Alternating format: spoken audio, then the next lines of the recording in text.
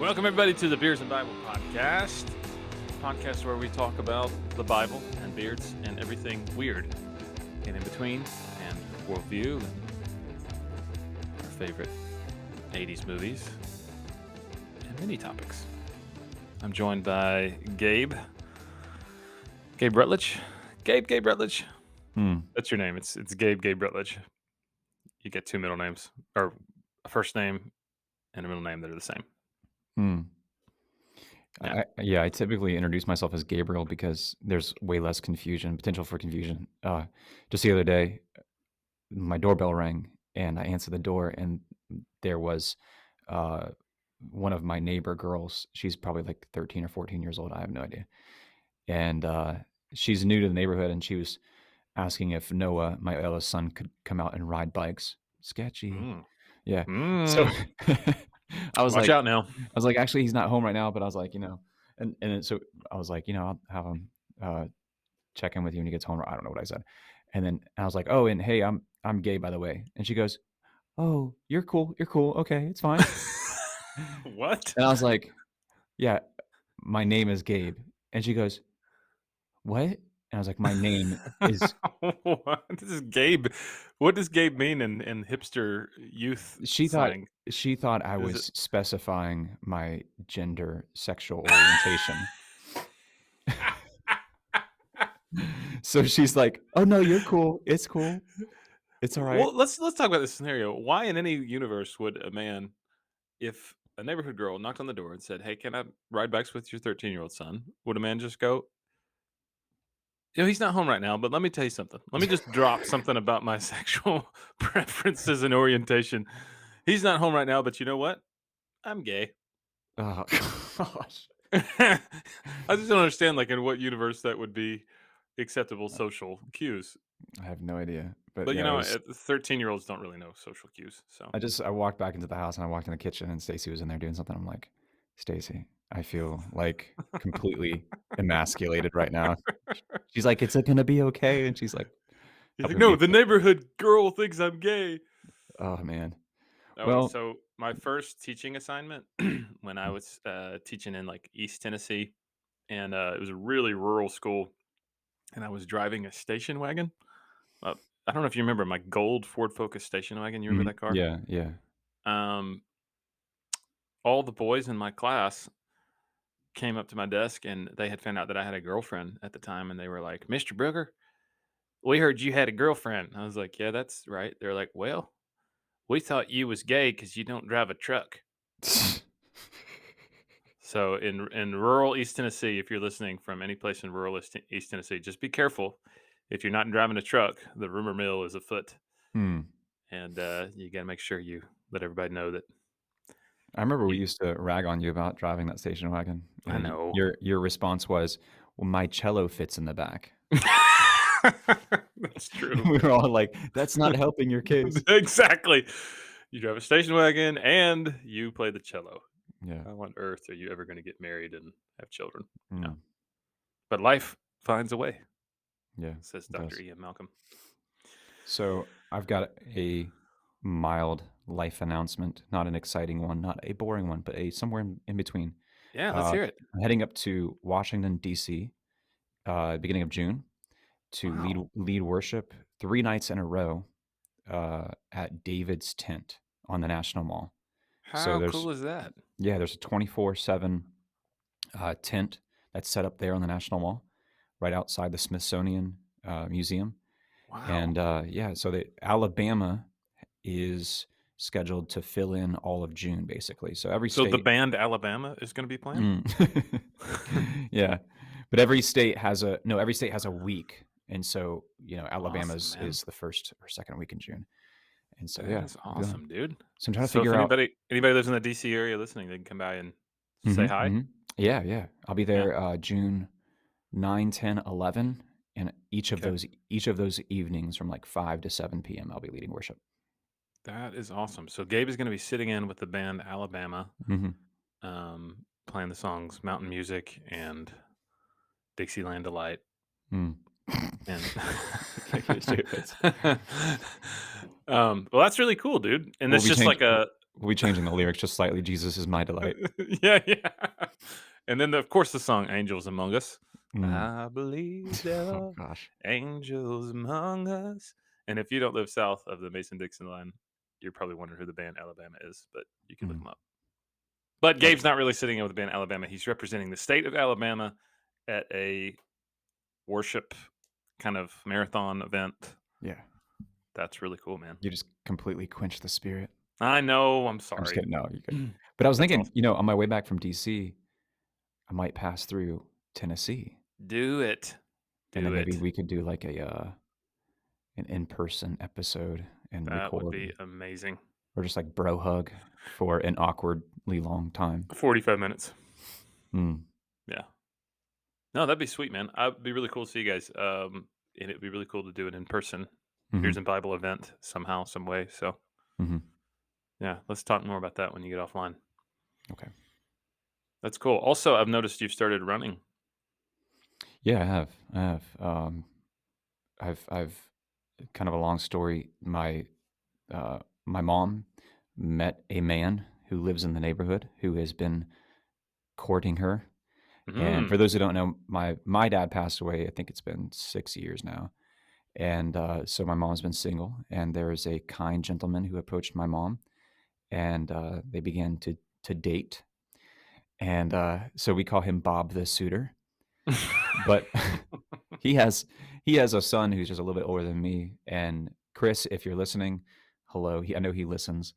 But so Chris and we are provoking one another to get in shape more and run. Nice. And we're gonna run a marathon in November. We're gonna sign up and run the Dude, Space Coast Marathon. So that's yeah, yeah. awesome, We were man. actually we were actually at the gym last night, and I'm feeling it this morning. But we ran a Yeah. we're stretching out our run times, our distances. We just ran a 12-mile day before yesterday, and Awesome, man. yeah, working our way up You there. should sign up for the middle half marathon in Murfreesboro in October and we can run it together. Yeah, we're looking to do a half marathon before we do the full. Yeah, that might be too close to your actual full marathon because it's in usually in October the middle half is, but it's nice and Okay, flat. It's a good easy race if really, you're you looking wouldn't for one. think you wouldn't think one in Tennessee would be flat. Yeah, in Murfreesboro it's mostly like downtown Mm, Murfreesboro, and there's a bunch of hilly ones. I could give you some hilly races that if you're filling up for that, yeah. like the Strong Gym in Bell Buckle and the RC Cola Moon Pie, uh, or the Nashville Marathon was last weekend. That's a crazy one. That's a fanny buster. Really? Yeah, it's just hills upon hills upon hills upon hills. So Yeah, I was talking to a friend, and this friend has run. I was first of all, I was like, "Have you ever run a marathon?" And he was like, "Oh yeah, I've run dozens of marathons." I'm like, "Wait, what?" He's like, "Well," he's like, yeah, "Maybe." no big deal.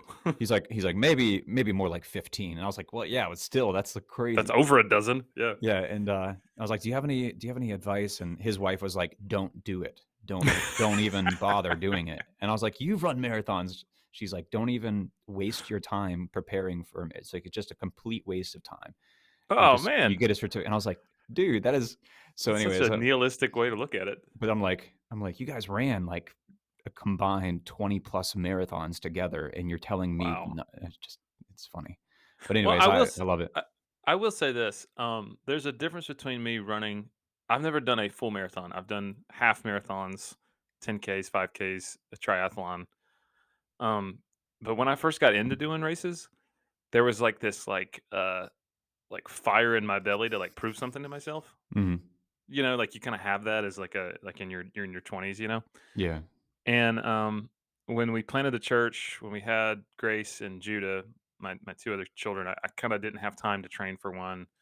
Got a little bit out of shape, and then this past summer, I was like, you know what? I'm just going to sign up for a race, and I'm just going to do it. So I did, and I found that I did not have that same drive Mhm. in my mid 30s that I had in my 20s. Mhm. Like I just didn't have that same competitive like fire in my belly to prove something to myself. It's just different. Yeah, yeah. And Yeah, I think they so call that, testosterone. this episode is brought to you by Low T Center. Yeah. You can get your testosterone levels checked. No, it's just I don't know, man. Like it was like I No, did I know what you're okay. saying. I had a good time. I like my my actual time for the race was one of my better times, but it just didn't. I don't know. It didn't feel the same crossing the finish line as it did before, like in my early 20s or my mid to late 20s. Like it was just kind of different. Yeah, You just kind yeah. of lose that as you get older. But For me, that's like it's just something on my bucket list. I remember I wrote this thing out when I was 16 years old, and one of them was to run a yeah, marathon. And then in addition to that, it was to hike the Appalachian Trail. So I'm like, I'm not getting any younger. I better yeah, complete these things sooner than later. So I might as well just start working at it. And why I have absolutely, to man. complete that, I have no idea. Just self-fulfillment, I suppose. But Yeah. yeah, it's been cool. And Chris is he's in way better shape than I am, and he's a crew chief on Chinook helicopters for the Army. And so Oh wow, that's he's like awesome, man. super gung ho, and he's getting other soldiers in his platoon on board to train and to run this with us. So Dude, yeah, that's it's legit, man. it's gonna be fun. Yeah. That is awesome.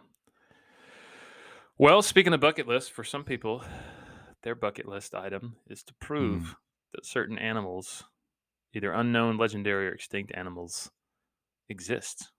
mm, We're talking about cryptids, of course, which is the topic of our episode today. We are exploring the paranormal. This is our last installment for this series of exploring the paranormal. And really, the paranormal is divided kind of in three big categories. I mean, of course, there's other subsets, but the three big are poltergeist, ghosts, and spirits. We talk about that in the first part of this. The second is UFOs and UAPs. We talk about that in the second part. And then the third is cryptids or cryptozoology.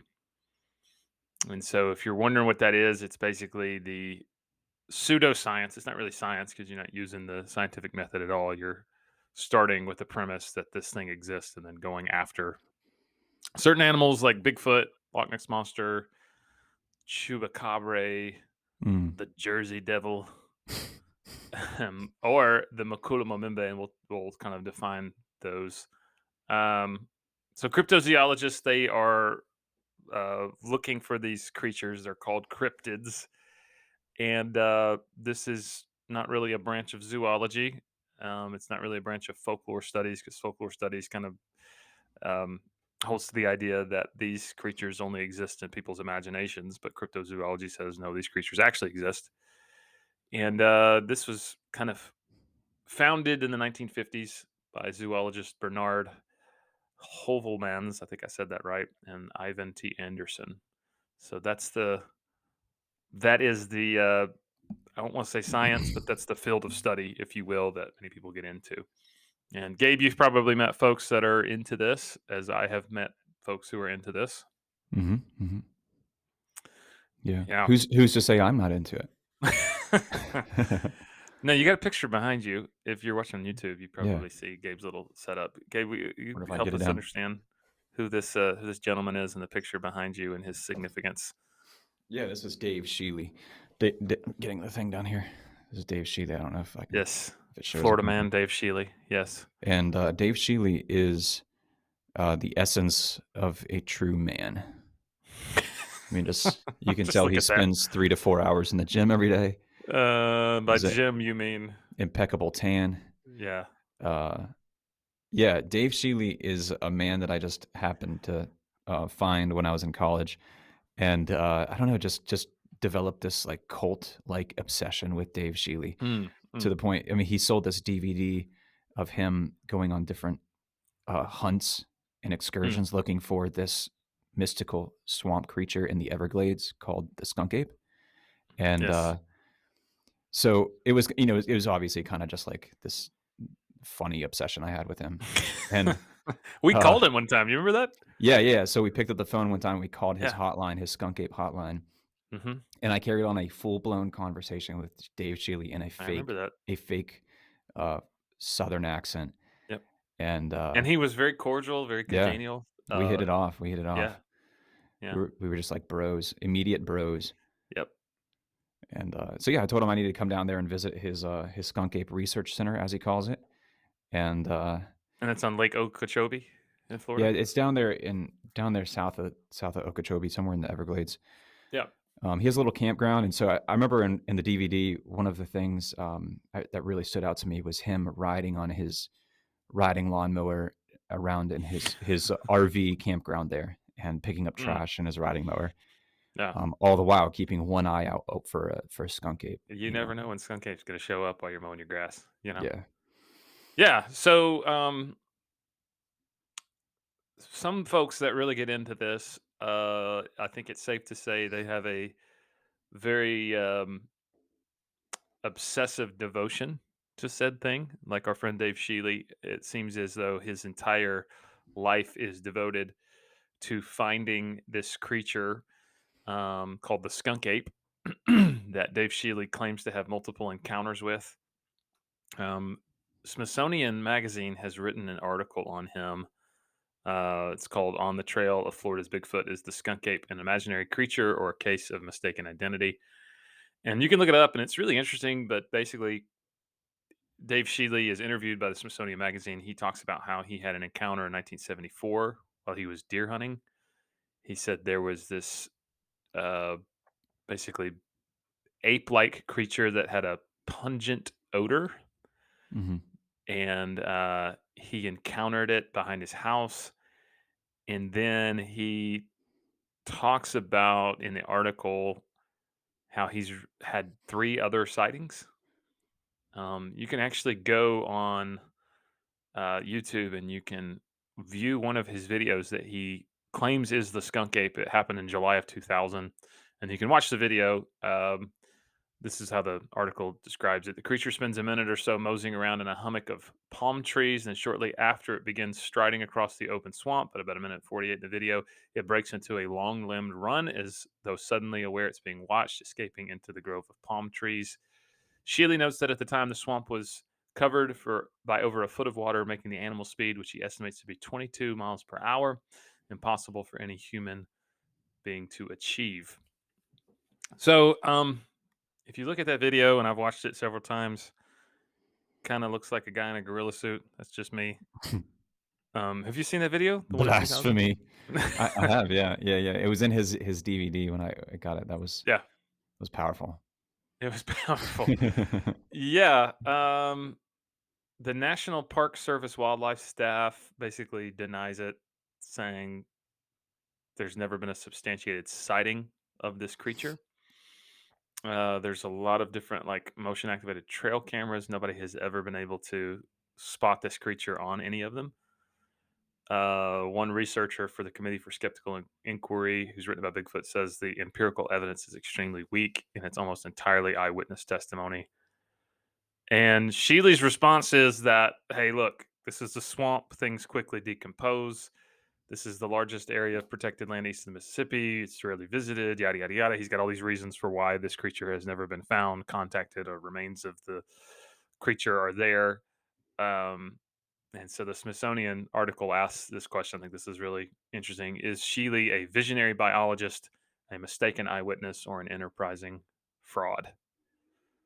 And so I think when we come to the topic of cryptids and cryptozoology, that's really the question we ask ourselves. Is this um, a visionary field of science that is unexplored?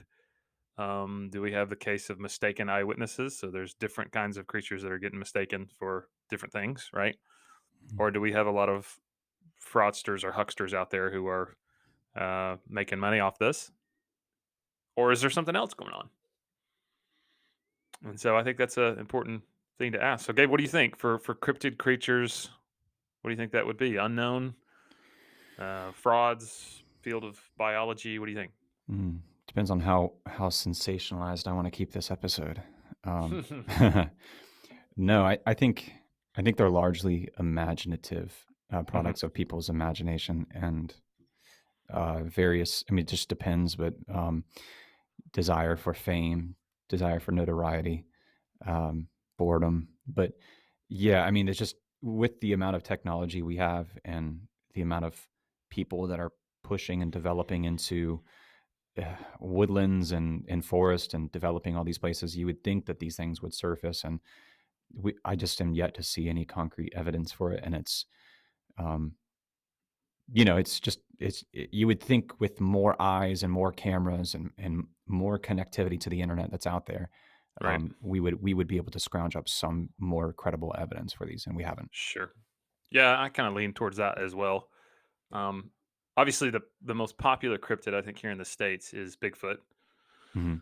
Um, they have entire, organizations devoted to finding Bigfoot. A lot of different sightings of people claiming to see this kind of creature.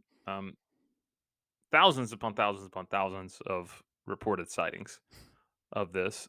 The most popular Bigfoot video. You can look it up on YouTube. I believe it's the Gimlet. I'm trying to remember the name of it. And if you're a big Bigfoot guy, you're probably really mad because I don't know the name of the Bigfoot video. Let me Google it real quick. Uh, let's see. While you're looking that up, I love Okay. that Dave Shealy refers to himself as the Jane Goodall of skunk apes. That's just it's just a beautiful phrase. The Patterson Gimlin film is what I'm thinking about. Yeah. Mm. Yeah, the Jane Goodall of Skunk Apes, yeah. Except for Jane Goodall actually hung out with real life gorillas. Um, yeah, so I mean, there's like this obsession with this creature that everyone has at least some familiarity with, right? And some people Mhm. find their identity in being a Bigfoot researcher, which is very interesting because you can't really research something that isn't proven to be exist. But all other names for this creature, the Yeti or the Sasquatch, and other places. Um, and then obviously the Loch Ness monster in Scotland. There's a obsession with that as well. There's a creature called Champ, and that's from Lake Champlain. That looks kind of like Loch Ness monster, like almost like a plesiosaur. That's Um, that's different than what Dr. Rutland used to call every male on his college campus. yeah. Hey there, Champ. And then I just thought this was really funny. The Loveland frog. Have Hmm. you ever seen pictures of what people call the Loveland frogman? No, but I'm quickly typing it into the interwebs right You, now. um, it is the funniest thing I've ever seen. It's a humanoid frog. Ooh. Did you see it? Yeah, but uh, oh, wow. So Oh, wow, yeah. yeah, so it's like this local legend from um, Loveland, Ohio, of this humanoid frog. There's videos out there that claim that this thing exists. Looks like a little just frog That that's is the same size as a person just walking around. that is interesting. Yeah, Yeah, he's there's one, artistic rendering that has him with a straight six-pack of abs. That is apparently he does a lot of crunches. The Loveland frog. maybe Uh, just hopping around just really strengthens your core like that, I don't know. Absolutely, yeah. He's doing like upright crunches. Um, so you have some that are kind of ridiculous. That Yeah. you know, one I think that's a little bit more compelling is Mokule Momimbe, and this is a supposed dinosaur in the Congo River Basin. What is that again? Can you tell me the name? Mokule Mobimbe, Okay, I just wanna get you to say it again. Mokule Mobimbe. Every time I do, I slip into Ugandan. Yes, it is the best dinosaur you have ever seen. Mm, Uh, this one is a little bit more fascinating. I don't think this is quite as fringy as some of the other ones. So the Congo River Basin is basically the most remote wildlife mhm. sanctuary on Earth today. Yeah, like the most unexplored Right. piece of Um, piece of Earth, yeah. yeah. I mean, it's essentially like so remote that to get to certain parts of the Congo River Basin, it would take you somewhere like 3 or 4 weeks just by boat to get to certain parts of this. So actual biologists and zoologists have discovered wildlife in these parts of the world that I mean literally are uninhabited, nobody's there, that are, you know, incredible, right? There's things in this part of the world that we've never really been able to explore because it's so remote, it's so far off the grid, and it's actually really dangerous for a number of reasons. Like mainly, it's a very politically unstable Mm. area of the country, but it's also very, because it's so far off the grid. There's a lot of things that could kill you. There's a lot of ways you could die, and then you'd be 3 or 4 weeks removed from getting back to civilization. So, there are reports that there is a creature in the Congo River Basin that many people have reported seeing that looks basically like a dinosaur. And there's an audio recording somewhere out there that I've heard of a scientist that got out there and this dinosaur, like in the middle of the night, popped its head up and started making a hissing sound. And he allegedly hit the record button on a tape recorder and captured the sound of this creature. So pretty interesting, and that one seems a little bit more credible. Of course, it's just eyewitness accounts. There's no photographs or anything like that, but it's pretty interesting. There are many eyewitness accounts of this creature, and one could see how, in a place that remote, that far off the grid, that unique of an ecosystem, a creature could exist that wouldn't Mhm. exist other places. So that's a little bit more credible than some of the other ones. Yeah. There's the Cuba It's like a Puerto Rican cryptid, the goat sucker. Um, there, there's the lizard man of Scape Ore Swamp in Lee County, South Carolina. That one's a little bit less credible. We have to go slower. I'm like looking all these up in Google to see photos of. Slow down, slow down. Yeah. Lizard man of Scape Ore Swamp. Okay. Let's see. Lizard man of Scape. This one's a really Oh interesting my, one. that is Did terrifying. you find one? Yeah, I'm just looking at some artistic. Some Google. Let's see. That'll keep you in your bed at night. Yeah. My word. Yeah, that's yeah, you won't find me in the ore swamp camping out anytime soon. Yeah. That one's pretty terrifying if you ever Googled it. And it's a local legend. There's people that claim to have seen this lizard man walking around in Lee County, South Carolina. One that's really interesting is the Mothman Yeah, I've of heard of that. I've heard of that. yeah, there was a movie, and it was based out of, certain part of West Virginia. It's called The Mothman Prophecies, if anybody's ever Mm, heard of that movie. Um, there was a book written in 1975. Um, Basically, it was a novelization of real life sightings of this large winged creature called the Mothman in Point Pleasant, West Virginia during 1966 and 1967. And all these different sightings were basically connected to the collapse of this bridge hmm. in this area.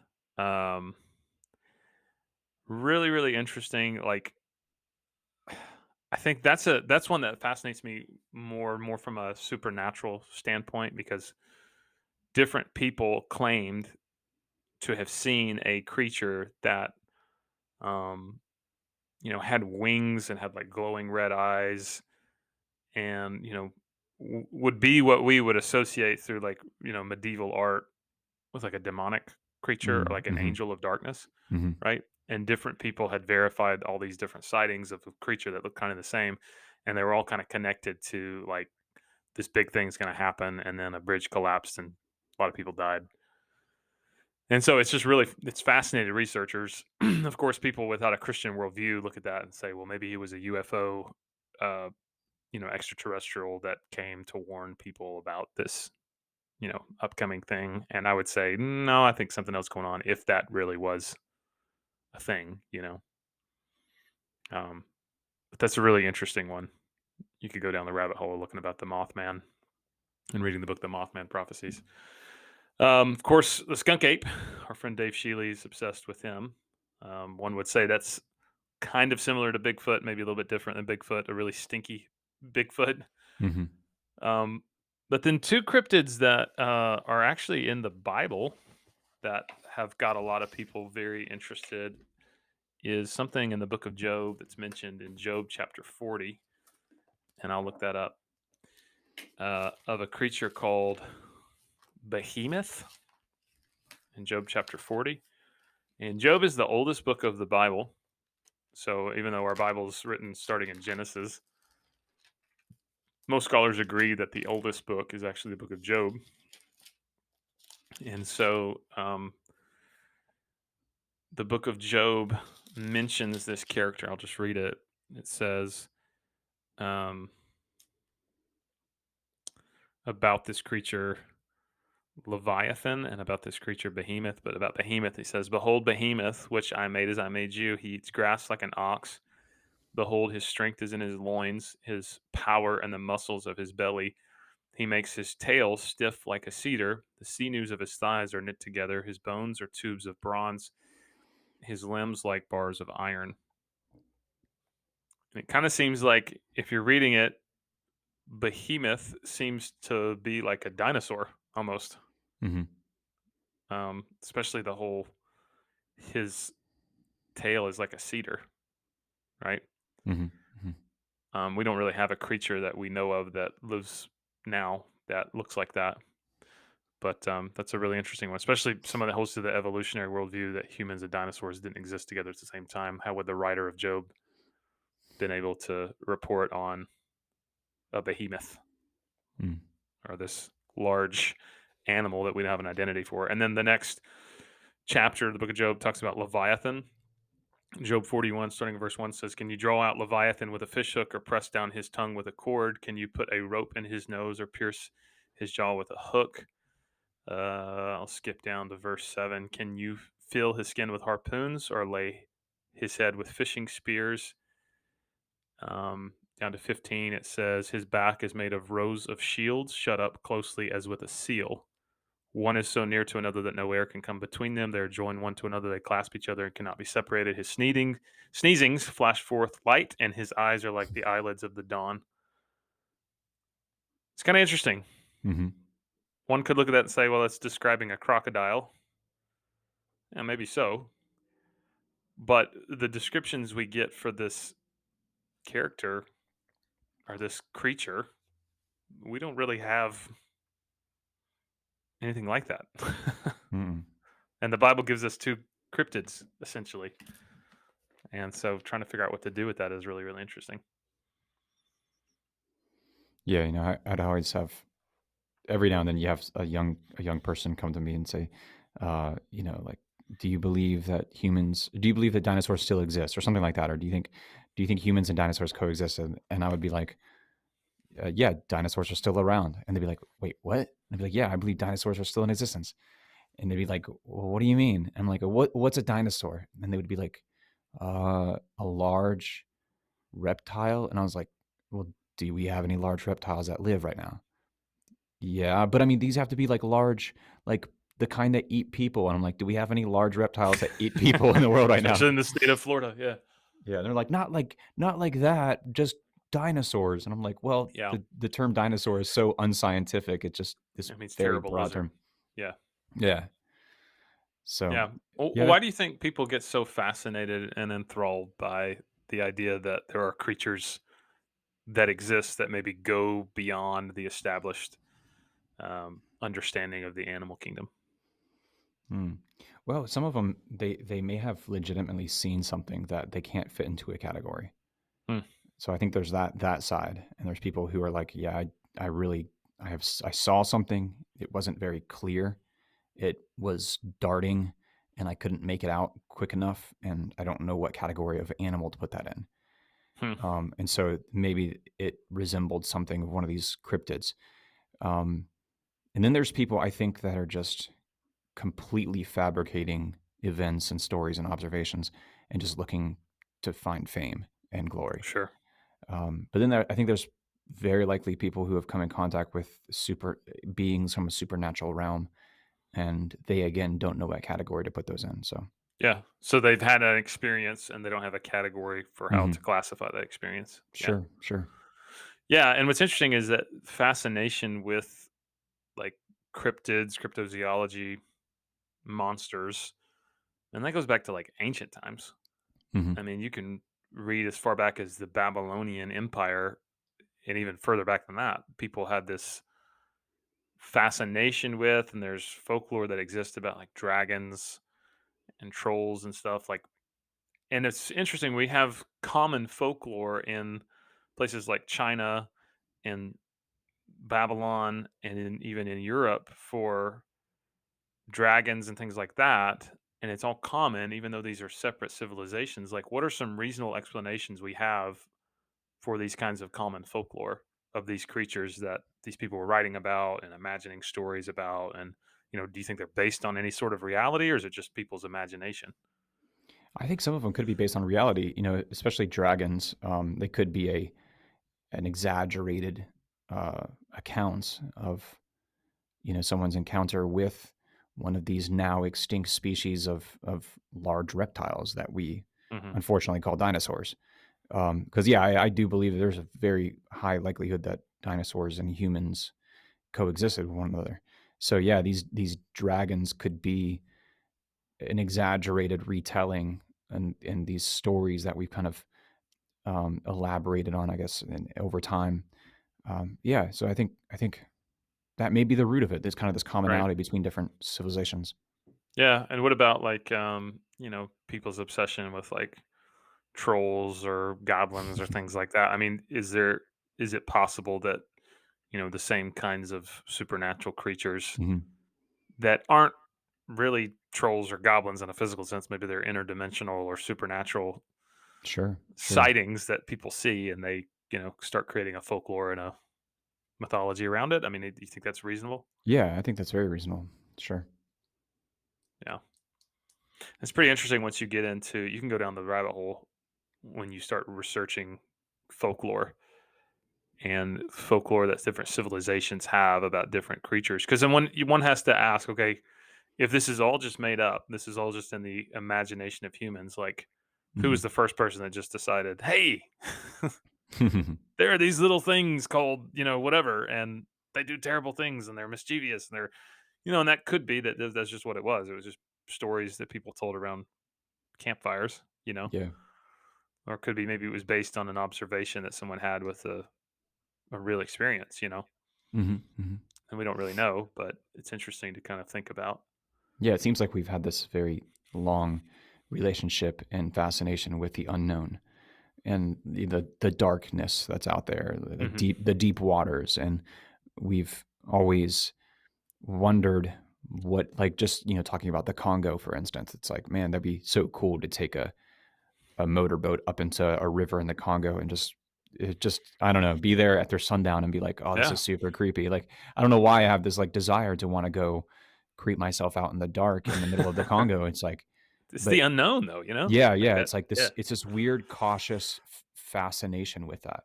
But Hmm. I think the problem is when that blends with uh spiritualists or shamans or these ancient people who have been to the spiritual dark place, let's call it, and they then merge that and overlap that with and kind of tease our own fascination with those things, Right. with what they've really encountered, or Yeah. with what just the average layperson has encountered from that realm. Sure.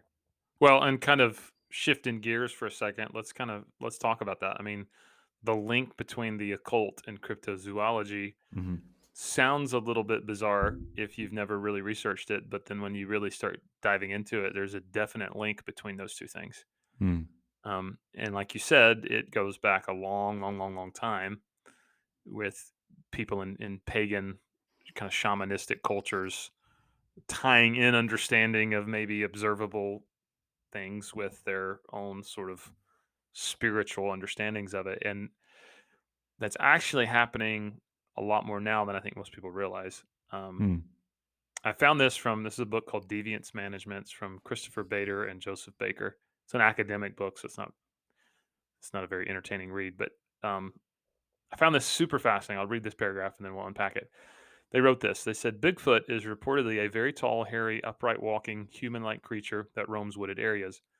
While most members of the Bigfoot community share an ardent belief that the creature is real, with many claiming personal encounters, the subculture is actually split into two major camps.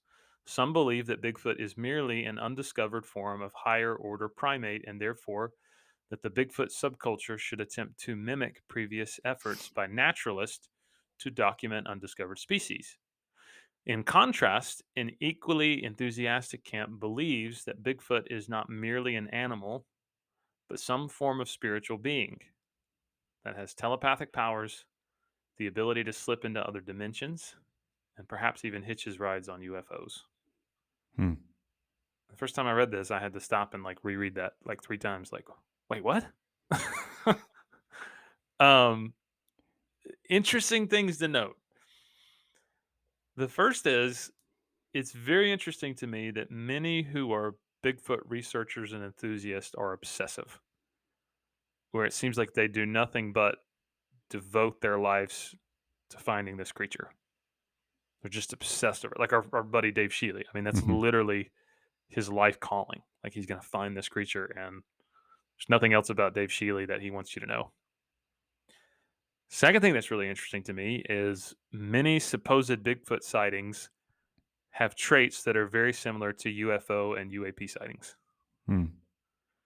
So many Bigfoot sightings report seeing things like strange lights, orange orbs, fast moving objects that are all seen in tandem with this massive bipedal creature all around the same time. Hmm.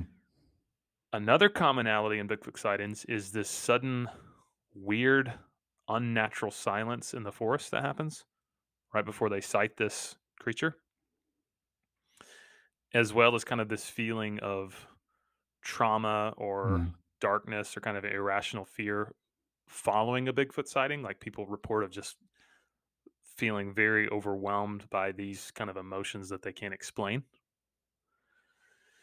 So, within the cryptid community, there is this growing hypothesis that Bigfoot is not a um, natural creature, not a physical creature, but an interdimensional being. That early folklore describes ghosts, devils, and witches as being hairy. And so many in the cryptid community are now saying that what Bigfoot is not at all physical. It's actually a interdimensional being. It's some sort of a creature that's spiritual. Yeah. Yeah. There's a guy who is up in Oregon, I believe it is. But he was interviewed by this newspaper, and they were basically asking him. He actually has like this conference and this like clinic where he teaches people how to communicate with Sasquatches. But Wow. one of the things the reporter asked him, they're like, "What are some of the messages the Sasquatch people give you? Do they have views on the way that we live?" And he says, "Yes, they say a lot of what we do is childish because we are unaware of the rest of the cosmos and what is going on in the world and what we're doing on the planet. They said right now the planet is dying, and if we don't do something, the humans on the planet will be number one on the extinction list." They also said that World War III has basically started, but they just haven't dropped the bombs yet. That's that it's going in this direction. So like this guy is a teacher on how to telepathically communicate with these what Hmm. he calls Sasquatch people, So and just that like in the other episode, we talked about how there's that uh, a whole movement to communicate telepathically with UFOs. yeah. So this guy, and according to him, Sasquatch people have a higher level of awareness and consciousness and awareness of what's going on in the cosmos. Apparently, it's really fascinating, but it's also Wow. like you're like, oh, this is really sketchy. Yeah. Well, there's a couple who are ghost hunters, and apparently they traveled here to Tennessee to make contact with Bigfoot Hmm. as ghost hunters, which I never in a million years would have thought there's a connection there between ghost hunters and Bigfoot. But the woman in this couple, Lorraine Warren, allegedly had a telepathic connection with Bigfoot, and she based on that contact concluded that Bigfoot was not a physical being. Hmm. And this is what she said. And I had to look this up because I had no idea what she's talking about. She says, "It is my belief that Bigfoot is a tulpa." Hmm. And I didn't know what a tulpa was, so I had to look up what a tulpa was. A tulpa is an object or being created through spiritual or mental powers, basically like a willed imaginary friend. Hmm. It's like a mind projection. So someone telepathically connects with this being, and then as they're connecting with them telepathically, then they happen to materialize. And this is like a Yikes. really, I know, isn't that weird? It's really big in like kind of the psychic spiritualist community of having a tulpa, like a spiritual thing that doesn't have a body, but then as you connect with them and talk with them, then it manifests. Which is Christians were going, "Oh, wow. Yeah, that's not good," right? Um, so these ghost hunters basically said, and this is their words, not mine, so is the Loch Ness Monster and many others. Now you see it, now you don't creatures that get reported to the press. Wow. Yeah, they say these communities refer to Tulpa practitioners as Tulpamancers. Yeah, so like a necromancer summons the dead, a tulpamancer summons these unseen creatures. Oh, Yeah, isn't that weird? yeah, it is. So that's when our study of cryptids and cryptozoology takes a very interesting and fascinating turn into the world of the supernatural. Mm, Um, and so when we think about that idea, like as believers in Jesus and followers of Christ, we believe in a real spiritual world, angels, demons, real devil, all that stuff. Like, why would an evil spirit, right? If we were going to call it, if that's what it is, why would they masquerade somehow as these creatures? Would it be just to like keep people enslaved and obsessed over it? If that's what's going on? yeah, I'm just not sure, or it's kind of like a bait and switch kind of situation where they're like, "Hey, we are real, we're a natural creature," and then yeah, like you said, it's kind of this rabbit trail they take you down of like, let me suck you into this tulpamancing community, and in doing so, you relinquish control over into that dark spiritual realm, that demonic realm. Yeah, and I we're don't not know. saying that everybody obsessed with Bigfoot is into that. Yeah, Most correct. people who are obsessed with Bigfoot, I would say, are not. They see Bigfoot as a natural phenomena. But if you really get down the rabbit hole with it, there's a growing subset of Bigfoot hunters that are starting to think this is some sort of a supernatural interdimensional being that, you know, like Stephen Greer has a whole group Mhm, of people he's saying let's communicate with UFOs telepathically. There's ghost hunters that say let's communicate with these creatures, these tulpas, um, telepathically as well. mm. Yeah. Which Richard Gere was in the movie Mothman. Ooh, there's your connection. Richard Gere, not Greer. Yeah, Gere, sorry. Hey, that was an interesting. That would have been an interesting correlation. Ooh, You're right, yeah. coincidence? I think not. And unfortunately, his name is Richard Gere. Oh, but they Greer. probably changed their names to hide the connection. Yeah, man, it's all the deep state. Yeah. Yeah. So another interesting thought is that like a one subset of cryptozoology is people who are into supernatural cryptozoology. These are interdimensional spiritual beings. But another subset of cryptozoology is Christian cryptozoology. And so this is the young earth creationist crowd. So like Answers in Genesis or the folks that put on the Ark Encounter, Mhm, um, Ken Ham. Um, there's a growing group within kind of that young earth creationist crowd who's gotten into cryptozoology. And so if you go to just their website, the Answers in Genesis website, they have a web page called Monsters Real, Imagined, or Unidentified. And basically, and this is an interesting theory, and Gabe and I were talking about it before the podcast, and I'll just read it. It says, finding a creature alive that was previously thought to be extinct is not unusual. And while a big surprise for evolutionists, it's no shock to those who accept the Bible's account of history. For example, if conclusive evidence showed that Nessie, that's the Loch Ness Monster, and Champ, that's the creature on Lake Champlain, were living plesiosaurs, those are dinosaurs, the evolutionary community would be completely astounded because plesiosaurs are said to have gone extinct with the dinosaurs some 65 million years ago. The creationist community, however, would not be surprised, or would be surprised, but not at a loss to explain it, as the Bible teaches that plesiosaurs were created on day 6 of creation week just 6,000 years ago and most likely died sometime after the flood 4,300 years ago. In fact, there is much evidence in various art found around the world that indicates humans interacted with these creatures after the flood, an idea completely consistent with a biblical worldview. So that's an interesting premise that a lot mhm. of these cryptids are dinosaurs that still exist somehow.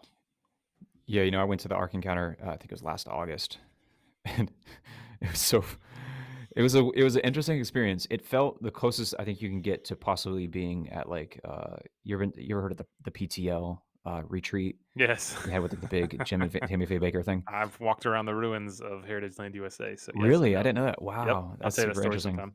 Yep. Yeah, I'd like to hear that. So, but they were in the Ark Encounter, it was like they were really into dinosaurs. Yeah. So many different dinosaurs there. But one of the funny features they had was like it showed like this animatronic Noah as he's exiting the Ark.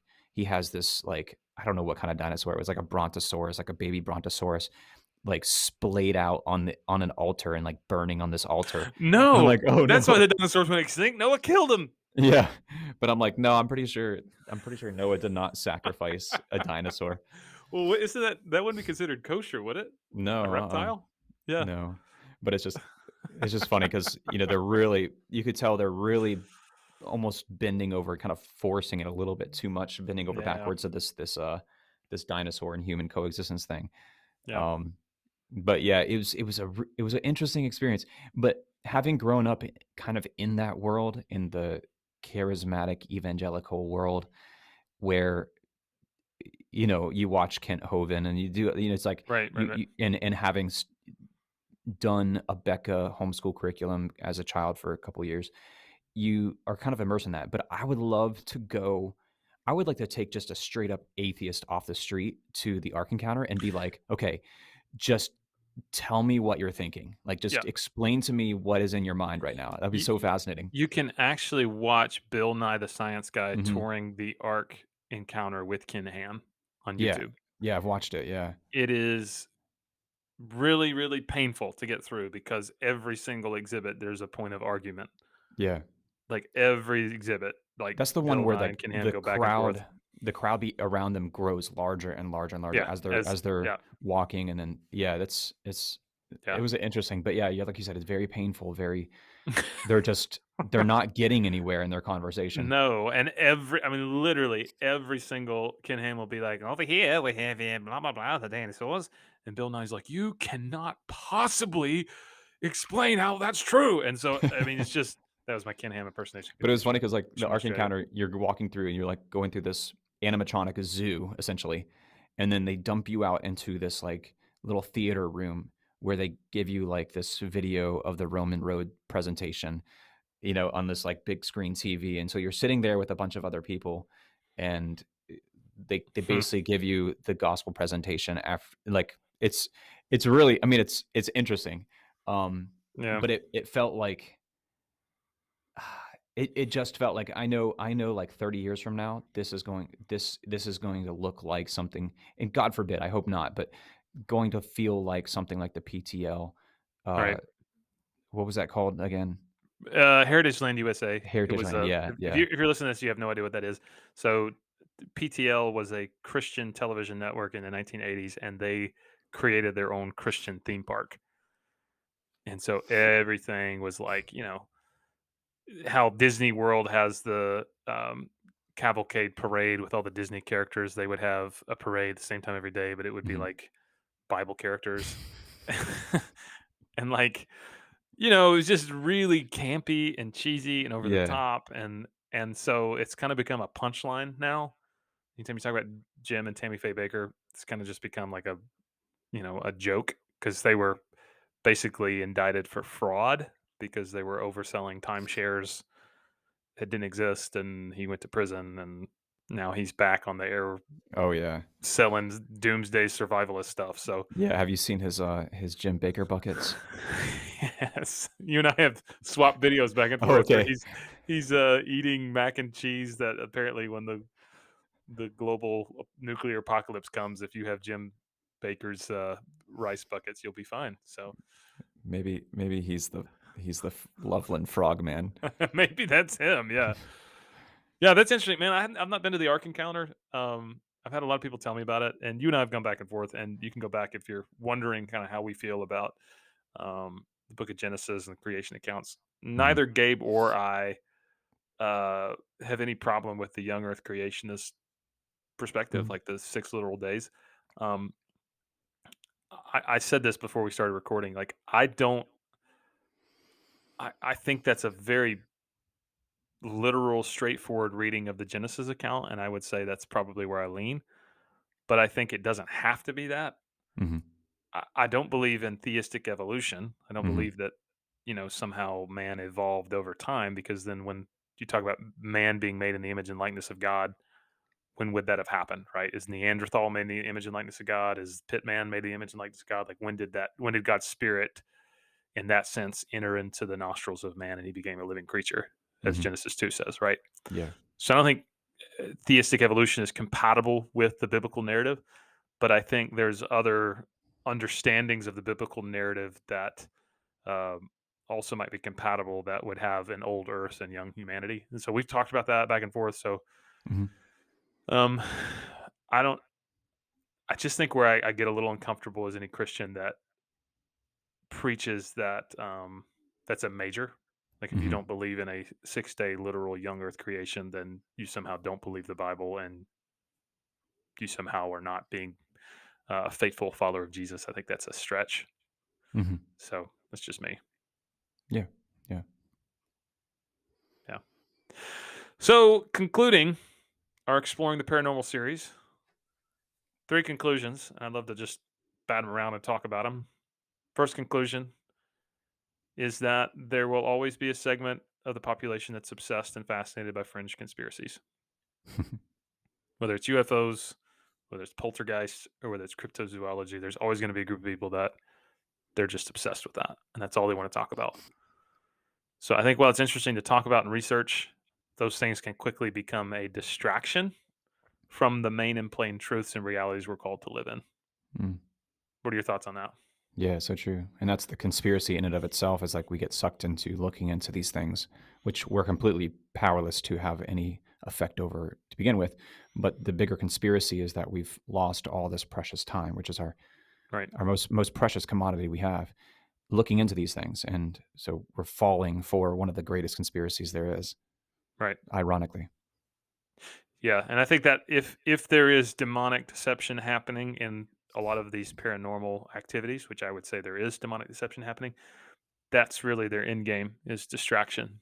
Mm, Distraction, just distraction from the gospel, distraction from the call of the gospel to make disciples and to preach the good news of Jesus.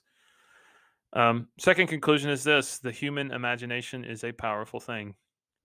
mm. We should never underestimate the power of human beings to create, speculate, or fabricate realities when there's nothing there. And I think Yeah. that goes for all of these, right? Yeah. Yeah. Like, what percentage of these things, when we talk about UFOs, cryptozoology, like, what percentage is real observable phenomena, and what percentage do you think is just the human imagination? If I had to wager, if I had to guess, Yeah. oh, Did you say 80-20? Like 80% yeah, yeah. fantasy, I was gonna 20% say, real? yeah. I would say, yeah. That's a pretty good wager, but it's hard to say. It's hard to say. Right. Yeah, I think depending on where you are on the fringe, right? Hmm. Hmm. If you're way out there in the fringe, you'd be like, "No, it's 50-50." But I Or mean, the next camping trip I go on, I'm gonna like just get tackled by Skunk Ape, and he's just gonna just pummel me in the ground. just give you wedgies Yeah. just over and over and over again. Or Conclusion like number 3. Jim Gaffigan says that we're like pre-packaged human tacos when we go camping. We're like, let me pre-package myself for the. Anyways, sorry. Yeah. Conclusion 3. There is such a thing as a spiritual dimension. We don't live in a purely material world. There are really unseen spiritual entities, angels and demons. They are at war with one another. There really is a kingdom of darkness that lives to deceive, distract, and destroy humanity. So anytime we talk about the paranormal, whether that's poltergeist, ghosts, whether that's UFOs, UAPs, or whether that's cryptozoology, cryptid creatures, we got to remember that there is such a thing as the paranormal. Now, that doesn't mean that Mm, everything that's observable we can't explain is paranormal or spiritual, right? mhm, We talked about this last episode. It very well could be that some things we can explain could be natural phenomena that we just don't understand yet. But there is such a thing as a spiritual dimension. We got to keep that in mind as we talk about all these things. Yeah. So, I think the best advice, First Peter 5, be sober-minded, be yes, watchful. That's it. absolutely. Don't get swept up in any imaginative hype or sensation, news. Just be sober-minded, be watchful. 100%. Yeah. Well, Gabe, you want to go on a skunk ape hunting expedition sometime? I do actually. I am yet to meet Dave Shealy in person, but We I should would just like go to. down to Lake Okeechobee and hang out with the guy. I'm sure he'd have some cool stories. Oh yeah, no doubt. Yeah. Well, thank everybody for listening or for watching.